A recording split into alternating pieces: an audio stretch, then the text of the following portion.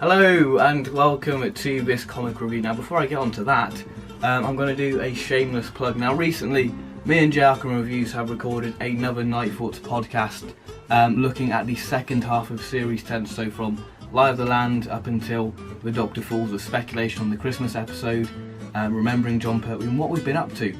So if you could give that a listen and give it a like, that'd be much appreciated, because it really does help us out. So that's a shameless plug. So that's done.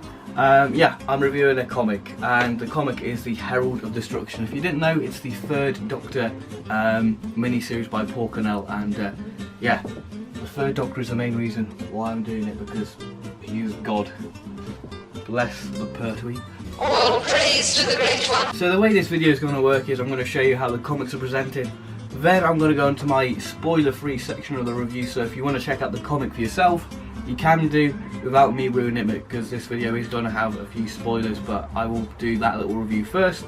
So if you want to check it out, I won't spoil it for you. So without further ado, let's look how these comics are presented.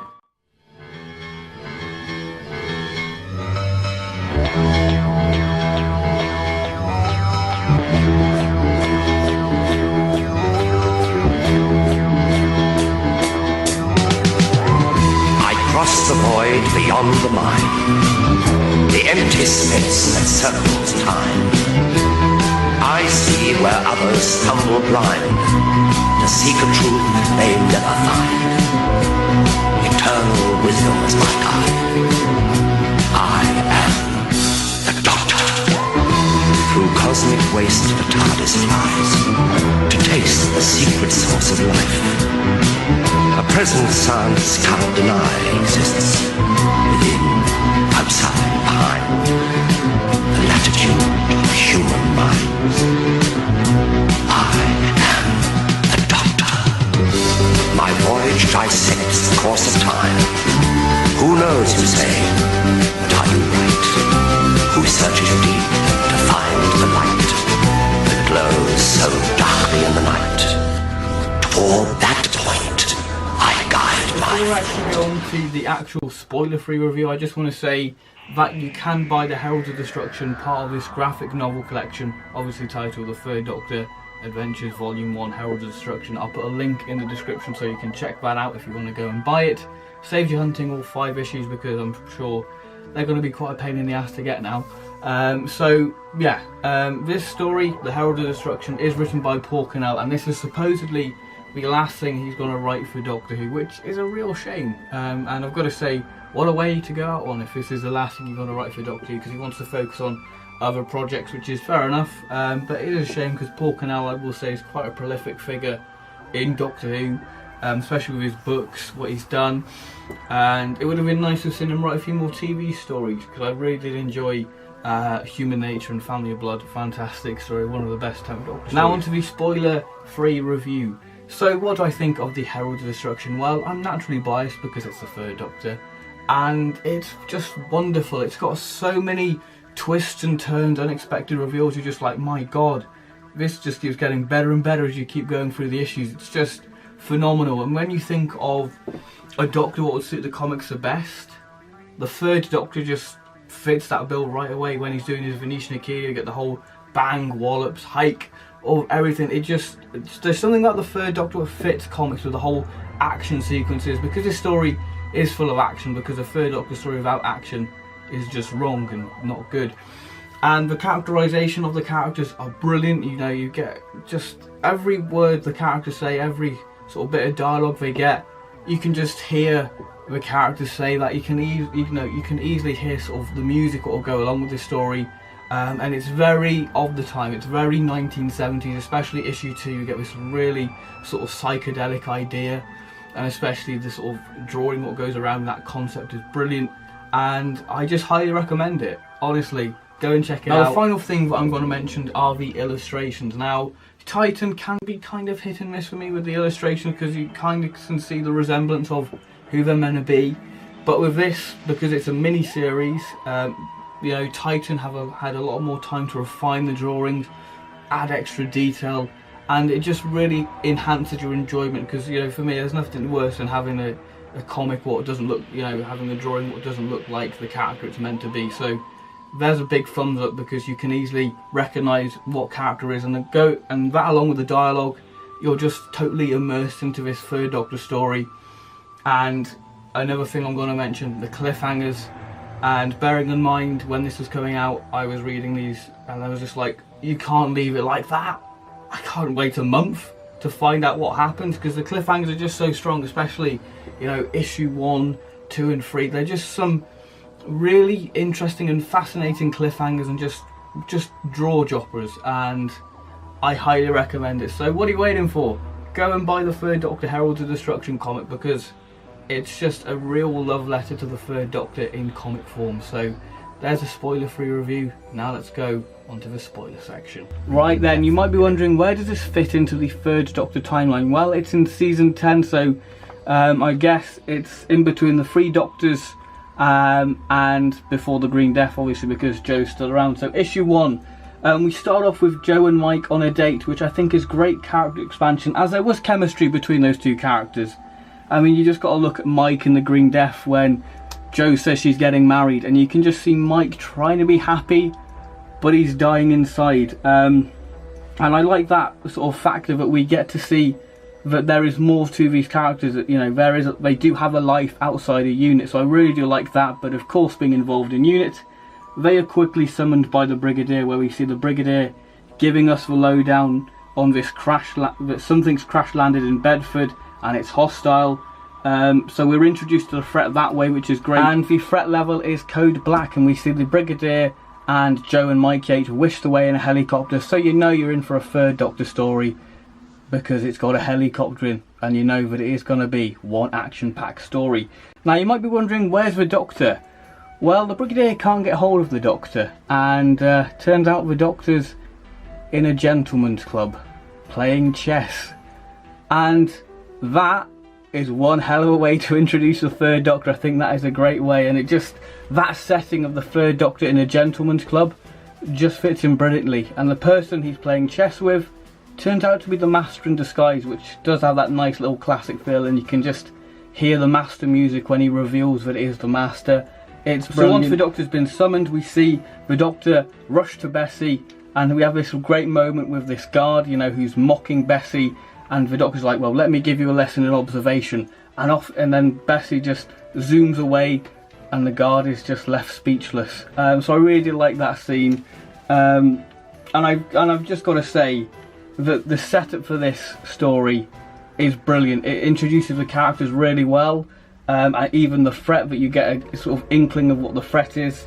And it just builds up the story really nicely. Like, the first half is great setup, and the second half is when we see the action, which I'll talk about in a minute. And I will say, it definitely does feel very classical in the pacing. So when the Doctor arrives, this is when the action side really starts to come into play, with the Doctor driving off from explosions. We have missile strikes, and we see the town under siege, with UNIT versing these robots, who instantly rebuild themselves once they've been destroyed. And I will say, there is a really lovely scene between the Doctor and Joe when they're reunited, and to me, you just can't help but go, oh, isn't that really sweet? And that scene just shows the dynamic between the Third Doctor and Joe, and it's just beautiful. Then that scene leads into the Doctor becoming this, you know, the diplomatic figure, the person who'll go, don't worry, Brigadier, I've got this under control. So we see him confronting the robots, who are just having none of it. And then the Doctor manages to get a piece of the robot, and then he's off, and then he takes that to Unit HQ and creates a little force field. And the person guarding the force field now is Osgood. Yeah, from the Daemons, that a chap. But Osgood isn't the only unit character to make a little appearance. We even see the return of Corporal Bell. Yeah, 2 unit people I didn't expect to see in the comic, but it was such a joy for them to be recognised, because they don't really get recognised that much in terms of unit, but it's nice that they did make an appearance, which does lead into the cliffhanger, which we see the Second Doctor appear in the Third Doctor's lab. Now, when this was first released, I was a bit annoyed, because I was just hoping that this would just be a Third Doctor comic, and when I saw the Second Doctor, I was like, oh god, it's not going to be a multi-Doctor comic, is it? I just want this just to be the Third Doctor. This is his comic, you know. I don't want the second Doctor to interfere. But more on that later, because there's certainly an interesting twist involving the second Doctor, which I'll talk about in a minute. Issue 2 is another treat, as the story really starts to kick in, and we have everything that makes a third Doctor story great. With the third Doctor side of the story being the scientific side of us learning more about the robots, with them having this ability to take over body cells. Now this is when the psychedelic factor comes into it, with Jo being attacked by one of the micro robots, and the Doctor has to enter her mind to stop the robots taking over her nervous system and brain. And I've got to say, when we enter Jo's mind, the illustrations become very bright and colourful, and we start to understand what makes Jo tick. And I will say, this is a great issue for Jo, so if you're a fan of Jo, you will absolutely love this issue, because Jo gets some great moments within this. Now, so the Doctor side, like I said, is very much pushing the science side and pushing the plot forward. However, the Brigadier side is when we get the action, as this is when the Master properly enters a ring, with the Brigadier being very suspicious of his masked character. Yep, the masks are back, and we get to learn more about those masks as well. And we get a great scene between the Brigadier and the Master on a helicopter, which is just a great confrontation scene, and we really see how cunning the Master is. Overall, it is an entertaining and gripping part, from the second Doctor and third Doctor having banter and Jo reminding them that, you know, there is a deadly situation happening, and to the Master up to his old tricks. This issue just screams the 1970s. Issue 3, I would say, is very much a character piece, as we do have some great character development for the Doctor, talking about his exile, that the reason, you know, he just wants to leave and, you know, fly off in the TARDIS, but the reason he stays behind is because of the people. And that leads to a great little confrontation with Jo, talking about that. So that's a really nice moment. And we do have a great character moment between Mike Yates and Benton, with Mike, you know, saying that he can feel like a change in the air, which is a great little bit of foreshadowing to the Green Death. And the story we do continue to explore in Jo's mind. And I've got to say, you know, the Doctor finally gets to talk to the robots and sort of becomes that diplomatic figure. And that is a great moment in itself. And yeah, the Doctor finally comes face to face with the Master in the comic, and that does lead to a little fight between them. And I will say that is done really well. It is well executed in comic book form. And we do have the second Doctor being very out of character and disappears mysteriously. And at the end of the comic, we do get to we are revealed to his true identity, which is Salamander, which is great. And I've got to be honest, it was a twist I didn't really see coming. It was just a one moment where you thought, wow, the third Doctor up against Salamander. Issue 3 is very much all about Salamander, with us learning how he survived from being pushed out of the TARDIS, and we begin to learn about his motives of him creating, beginning to sort of want to start time travelling and sort of become this godlike character. And we see the Doctor and unit team up with the Master, and we have a great moment within this part with the unit convoy attacking Salamander's base, and the cliffhanger, you know, being the base begins to time travel. It really does start to set up the final part of this comic, and you know that it's going to be one hell of a showdown, and it's one not to be missed. Issue 5, the final showdown in Victorian London, which leads to the classic third Doctor line. Madam, what year is this? And something about the third Doctor in Victorian London just fits him so well, that he just fits that time period excellently, and him addressing Parliament and fighting Salamander in Parliament is great. And we do see Salamander's plan in full operation. And speaking of plans, the Master is back into his old little tricks, and we do see him doing the Logopolis speech. And speaking of speeches, the third Doctor gets a great one within this comic, well, in this issue.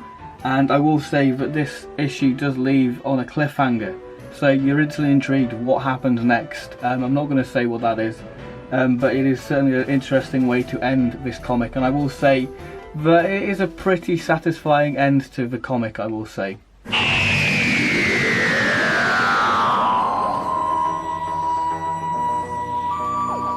The third Doctor, Paul Cornell, has captured him excellently, with this being a great showcase for his Doctor, with us getting his action side, with him doing Venetian Aikido, creating gadgets, being protective over Bessie and Jo, and just him being very frustrated with himself with not recognising Salamander earlier.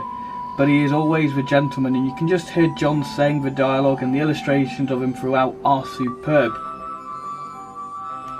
Jo, we really see Jo's caring nature within this comic, with him with us getting lovely scenes highlighting the Doctor and Joe's dynamic, which are brilliant. And we really do see how far Jo has come, since travelling with the Doctor. With her being more logical and more scientific, and she's just brilliantly characterised within this comic.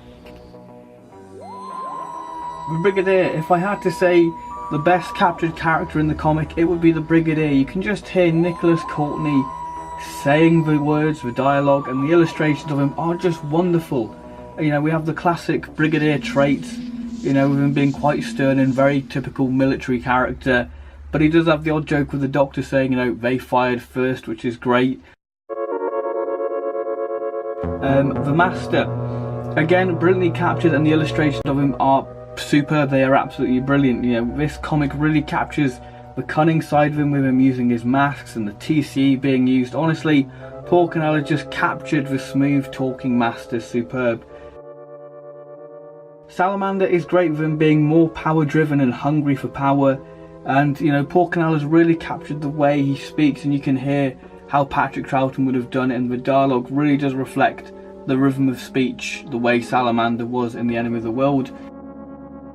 Yates, again, this is a great comic for him because this really does explore and expand on Mike as a character, in the sense that it really does set up why he was like that in the Green Death, why he became this sort of eco person, because issue 5 really does start to explore Mike beginning to thinking it's time to change. So what are my overall thoughts on the Heralds of Destruction? Well, personally, I love it. If you're a massive fan of the Third Doctor era, then you're going to love this, as it's so nostalgic, using all the unit crew members, having Osgood and Corporal Bell featuring it. It just feels like a typical Third Doctor story, and it really does have that 70s feel, especially in issue 2, with the illustrations what go around it. The illustrations are beautiful. Paul Cornell has really captured the Third Doctor era brilliantly, and it's just, like I said, it is a love letter to the Third Doctor era in comic form. It's just superb. Having Salamander within it was great, because obviously Enemy of the World, is an espionage James Bond story, and like I said, you could put the Third Doctor in that story and it would be brilliant as well. So it's just a nice little feature to have Salamander in there, to have the Third Doctor face this mad dictator. It is just superb, and I just absolutely love it. So I'm going to give the Heralds of Destruction a well-deserved 9 out of 10. I think that this is a great little mini-series, and I highly recommend you check it out. And personally, I would love to see more Third Doctor comics. This has got to be a step in the right direction, hopefully. I just think it is a brilliant comic, and I do recommend it. So thank you very much for watching this review, and I'll see you in my next video, whatever that will be. So thank you very much, and goodbye.